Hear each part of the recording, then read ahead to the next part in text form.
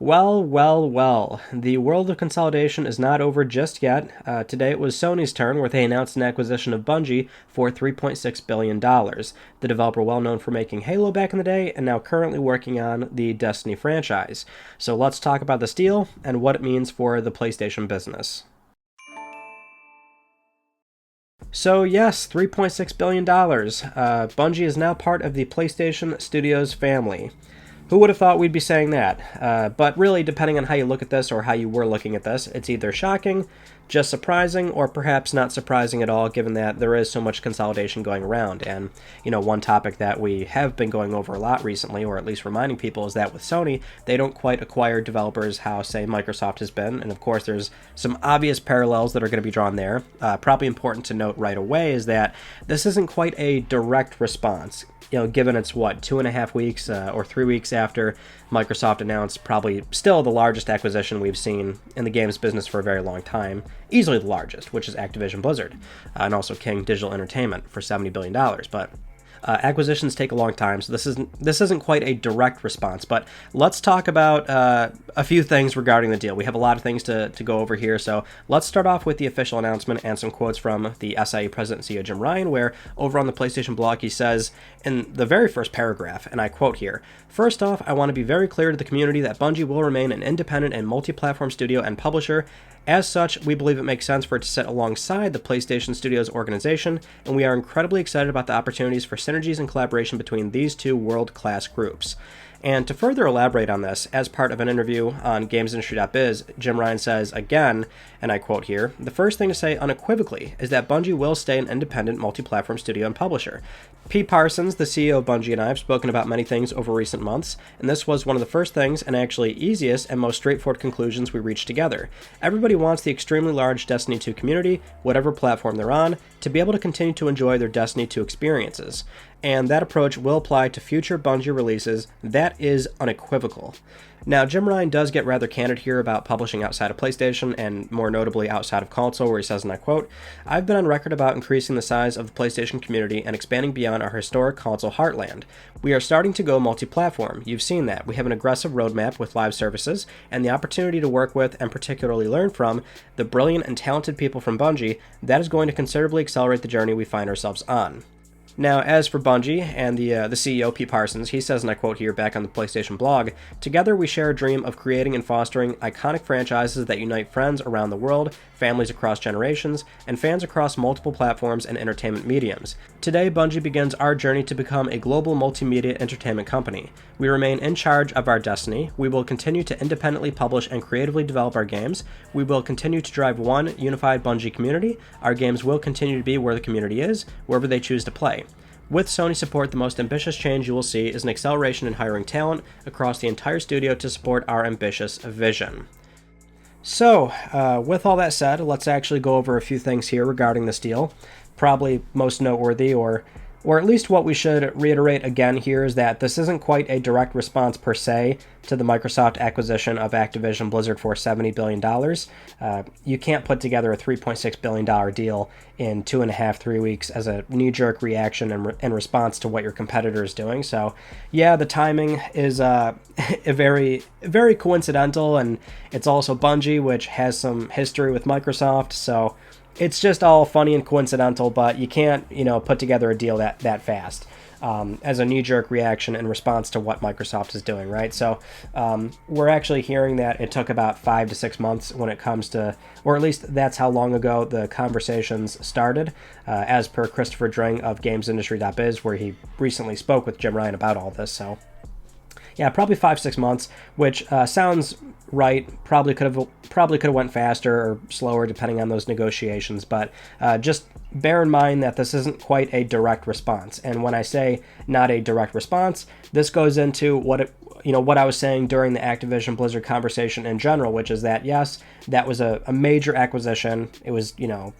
earth-shattering news, basically. We're not going to see a major deal like that in a very long time, probably, in this space. But during those conversations and talks, it's like Sony can't respond immediately, but it's not like they don't have their own things going on that are sort of preemptively accounting for situations like this.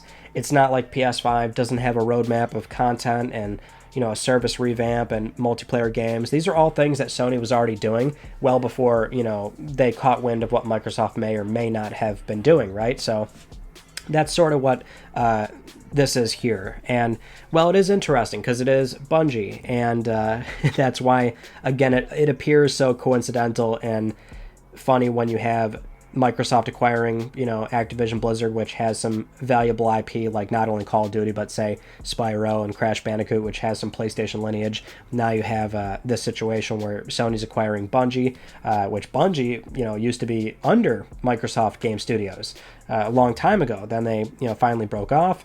Then they signed on with Activision for, that's also pretty silly. They were with Activision for a bit. Then they tied that off finally, and then they were happy to go independent again. And now they're back with another, now they're acquired again, but this time with PlayStation, which, we saw that Sony had a really good working relationship with them since the start of the PlayStation 4 cycle, where actually they were part of some of the early talks with, and this was when Sony was getting a lot more candid with speaking openly with developers about what they want out of their next generation hardware. So Bungie played a key role in, I believe, shaping the DualShock 4 and the sticks. But that's just one little small anecdote, which I'm really digressing here. The point is, Bungie is a pretty interesting one that when you look at this holistically, it makes a lot of sense, and Jim Ryan pretty much laid it out there already for those that maybe were already thinking about this. But this absolutely goes in line with what Sony has been working towards, which is live service and multiplayer games. We've been saying for a while, but this is a sore spot in Sony's lineup. They are well known for these big budget narrative single-player experiences. There's really no disputing that they do them very, very well, but when it comes to the games as a service space, or multiplayer games that just keep going, have seasonal updates and cosmetics, and it's just, they're cash cows, and Sony doesn't really have anything like that under their own belt. And so to bring on Bungie, which this is definitely going to be a collaborative thing, right? They're going to be learning things from Bungie, and certainly Bungie's now got financial backing of Sony to keep doing what they're doing. And this is where this is a acquisition that breaks the PlayStation Studios formula. PlayStation acquires developers in a very methodical and sometimes slow way, where it's like, is it a long-standing partner? And do they fit the criteria of being a developer that puts out high-quality software that has proven their worth right? That's how Sony's always gone about doing it. Of course, it got to a point where they picked up most of the obvious ones, and so it really was like, okay, where do they go from this point forward? So we saw things like, Valkyrie Entertainment, Fire Sprite, which it's like, okay, they've got some history there, and but they're also probably much more affordable. Obviously, Bungie's expensive. In fact, Bungie's coming at a premium here at $3.6 billion, which we don't know how Sony's paying for. It could be cash. They could be financing it. That's also something to keep in mind when it comes to all this consolidation, is that cash is losing its value right now because of all the inflation going on. So if a company has a massive ton of cash just sitting around, probably better to do something with it, and that's also why we're seeing a lot of this consolidation. But anyway, $3.6 billion for Bungie, so it comes at a premium. But yeah, Bungie does break that mold where, again, the most obvious acquisitions were already done. Housemarque, Bluepoint, those were the last two matches made in heaven based on Sony's criteria. Then we saw cheaper ones, and now for this is probably the most open we've seen Sony go now when it comes to the initiatives that we know they're slowly working towards, right? Just to remind people, we've got Last of Us Factions, Insomniac's got a multiplayer game, Haven Studios, London Studios hiring, and there's more. So Sony has a lot of these going on.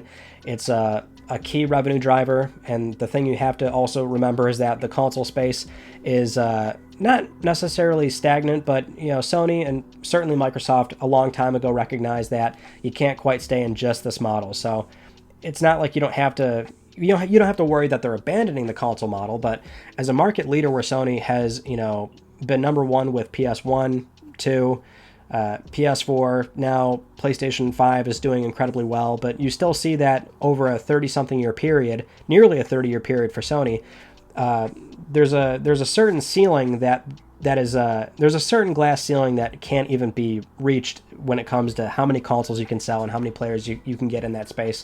Obviously, it's a very valuable space, but that's why Sony wants to go beyond console as well. And that's why we're also seeing that they're now being a bit more candid about shipping outside of PlayStation. That would mean PC releases. And, well, for Bungie, I'm really surprised to see that they were very forward about this versus what, Microsoft was doing, kind of skirting around the issue with, say, Bethesda and Activision, where it's like, yeah, some games are obviously going to go exclusive. Oh no, all of them are going to go exclusive. This is about games on Game Pass. It's not about pulling games from other platforms, but they've also had an IP problem for the longest time, and so you can't necessarily fault Microsoft for what is really business being business. Here, where Bungie's not really known for, flipping a ton of games out over and over and over again, it's high quality FPS talent, it's high quality live service talent, and that's what Sony needs. And for Bungie, what they need is being able to have the funding and automation that they want, which this is what Sony is giving them. They also want to be able to take their IP to TV and film, which, again, for Sony, the Sony Group as the parent company, they can provide that with their divisions and their publishing arms available to them. So seems like a win-win, especially in the context of, in this moment, they don't really flip out a lot of games constantly, right? So we can't even really talk about, where is Destiny 2 going to go? Well, nowhere, because we've seen that even with Microsoft, live service-based games or, something that's ongoing with a content roadmap, like those games don't just automatically get pulled away from, a competitor. So Destiny 2 is not going anywhere across all those platforms. And because they don't ship games that frequently, it's like, we don't know when the next Bungie game is coming. Now, they are working on more games, but for now, it does seem like PlayStation has certainly, they've had that talk behind the scenes. If this is what Bungie wants, and that was perhaps part of the deal, like we want to be able to ship these games everywhere and even self-publish, which is what Jim Ryan did also say very openly. It seems like for right now, there's not even really a conversation to be had about these games going exclusive to PlayStation in the short-term future. Certainly long-term, it would be shocking to see them not leverage that in some way, but again, if they're going beyond console in the first place anyway, if the next game is also service-based, perhaps Sony wants it to be, PS5, PC, perhaps also Xbox, as many places as they can get it.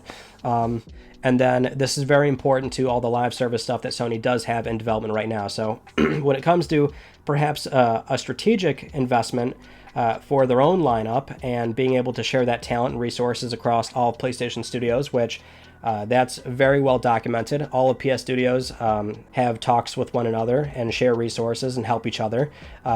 This could be great news for all those games that are in development right now, because we've seen before Sony, they put out fun and cool multiplayer games, but it's just been a while since we've seen them have such an aggressive push in the space. So the investment we're now seeing is there, and that's encouraging news. And it's more encouraging, and I like the fact that the immediate answer was, hey, we're not making anything exclusive or taking stuff away.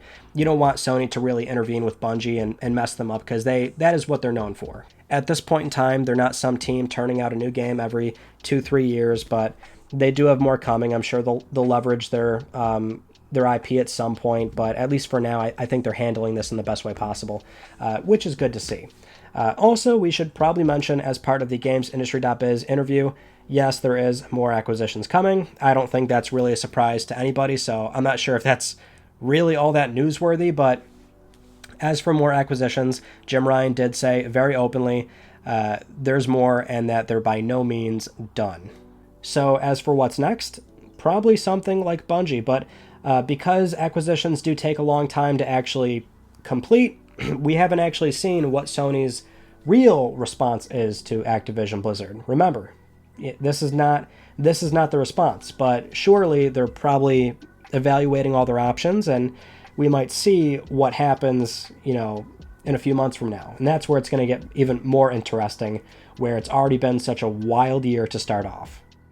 Thank you so much for joining me in this conversation. I hope you enjoyed it. If you have not yet, please subscribe for the best PlayStation news, reviews, and updates that are here on YouTube. You can also follow me on Twitter at Mystic Ryan, and that is it. I will see you all in my next video. You take it easy.